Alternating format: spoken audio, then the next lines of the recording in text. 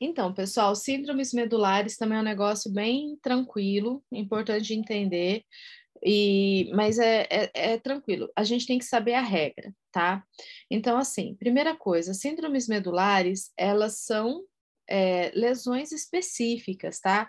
Então, uma síndrome é um conjunto de sinais e sintomas específicos que a gente tem e que determinam sinais e sintomas a depender do tipo da síndrome, da área que lesiona.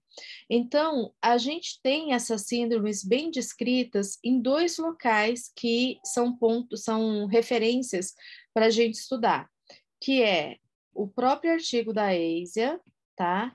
E o outro é a descrição da síndrome no Ângelo Machado.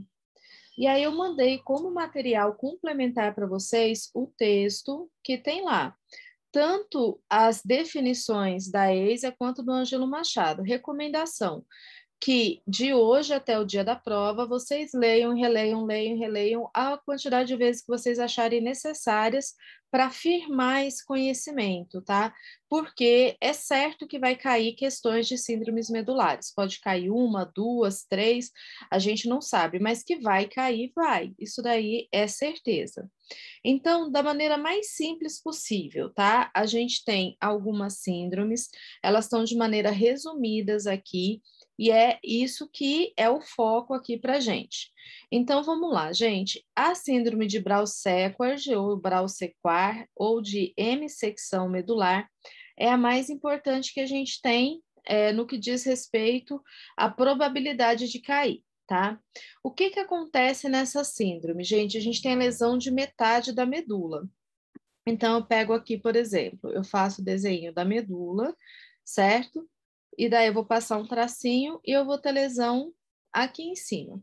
Eu tendo lesão da metade da medula, isso determina quadros clínicos diferentes abaixo da lesão, da perna direita para a perna esquerda, por exemplo.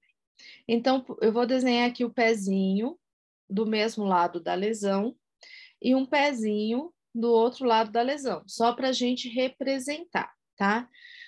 Qual que é a diferença desses sintomas? Então, acontece o seguinte, gente, a gente tem, aqui eu vou colocar sistema nervoso central, a gente tem vias que cruzam na região do bulbo e que descem pela medula. Então, se elas cruzam lá em cima e desceram pela medula, se acontece essa lesão, o que vai acontecer?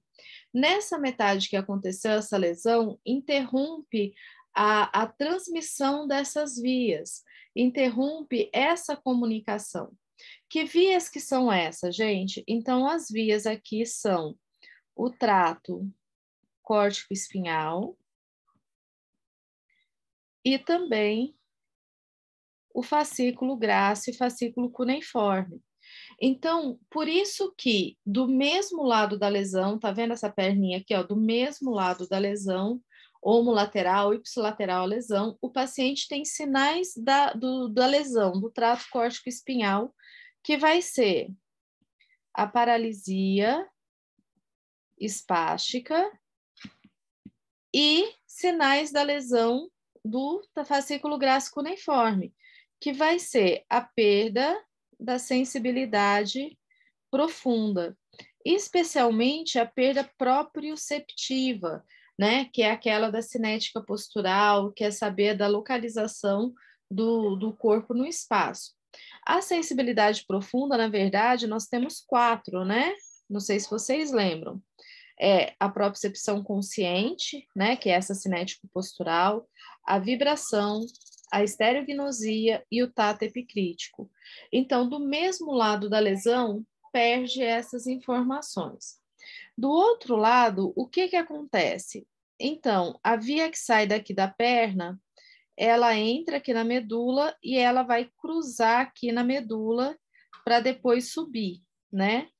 Então, como ela vai cruzar na medula, o que dá para perceber nessa perninha contralateral, pessoal? Que essa via vai estar interrompida, ela vai estar bloqueada, ela não vai conseguir subir para o sistema nervoso central.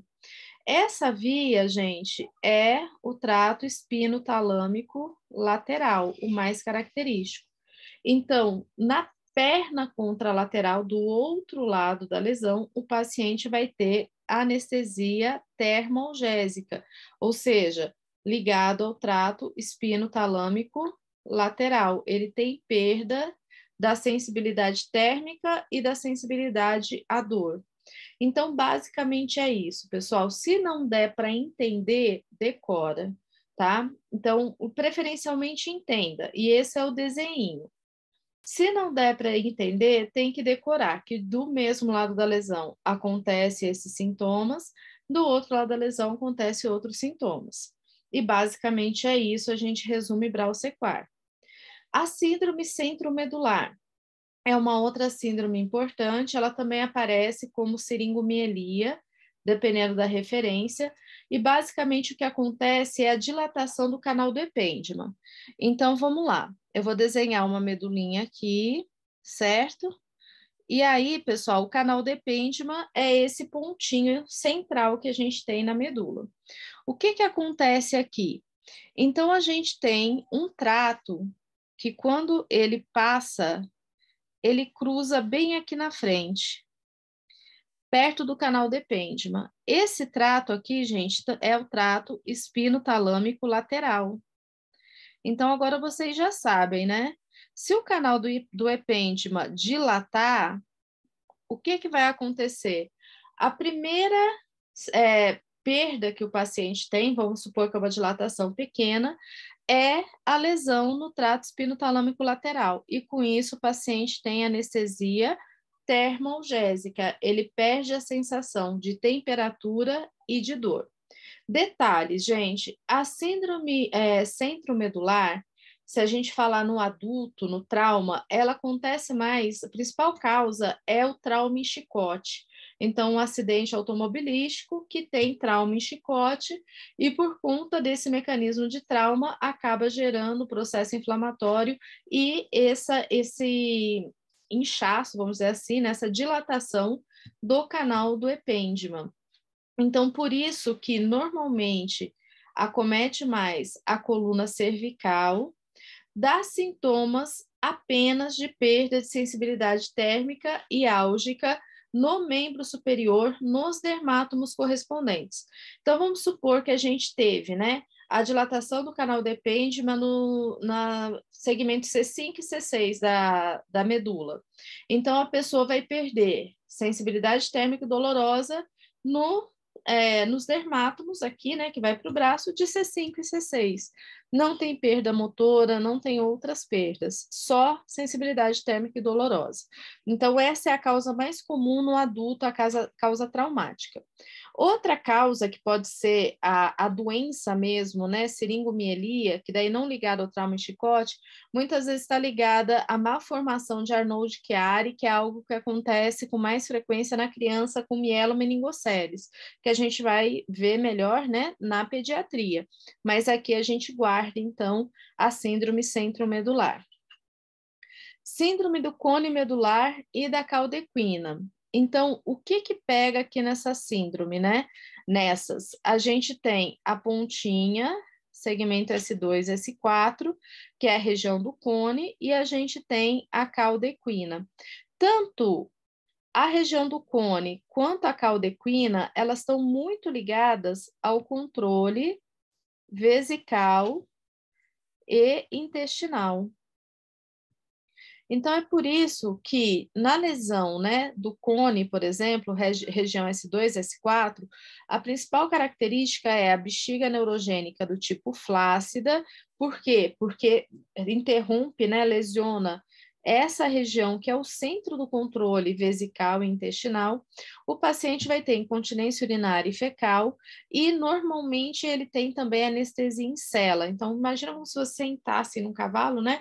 Anestesia em cela nessa região, como se fosse sentado, a parte que fica em contato com o cavalo, por exemplo, né? Se a gente pensasse em sentar com as pernas abertas, porque vai ter área de inervação sensitiva S2, S4 nessa região. Na síndrome da caldequina, a gente vai ter também a bexiga neurogênica flácida, incontinência urinária e fecal, e também, gente, dependendo das raízes que pegarem, né? Então, lembra que a caldequina, ela tá aqui, né? Pode pegar raiz lombar, mais baixa, e sacral. Dependendo da raiz que pegar, pode afetar músculos do membro inferior, porque a gente vai ter inervação de músculos do membro inferior que pega essas raízes lombar e sacral. Então, isso é mais característico na síndrome da cauda equina. Mas, via de regra, né, o que mais aparece é justamente essa questão da bexiga neurogênica flácida, tá? Eu destaco para vocês, então, a síndrome de Brown-Séquard, essa aqui, né, tem que saber, tem que decorar, tá joia? Peço que vocês olhem o material que eu mandei, que tem a descrição das síndromes que estão lá, tanto na EISEA quanto no Ângelo Machado. E aqui só para complementar, tá, pessoal? Às vezes a gente ouve falar também da síndrome medular posterior. Essa síndrome medular posterior que pega o funículo posterior. A principal causa é a tabes dorsalis. E aí lesiona fascículo graxo e fascículo cuneiforme. Então, lesionando o fascículo graxo e cuneiforme, vocês já sabem, né? Perda da sensibilidade profunda, tá? Então, é isso que vai acontecer com o paciente, aquelas 4 modalidades: propriocepção consciente, estereognosia, tato epicrítico e vibração, tá? E algumas vezes a gente fala também, a gente ouve falar da síndrome medular anterior, ligada à lesão do corno anterior da medula. A medular anterior, gente, corno anterior da medula, é onde tem origem o motoneurônio inferior. Então, o paciente tiver lesão nessa região, vai ter sintomas ligados à lesão do motoneurônio inferior: paralisia flácida, hipotonia e hiporreflexia. Então, básico de síndromes é isso, e aí a sugestão é realmente estudar, ler, né, várias vezes, se não conseguir fixar já de cara, para que a gente consiga responder as questões na hora da prova, tá joia?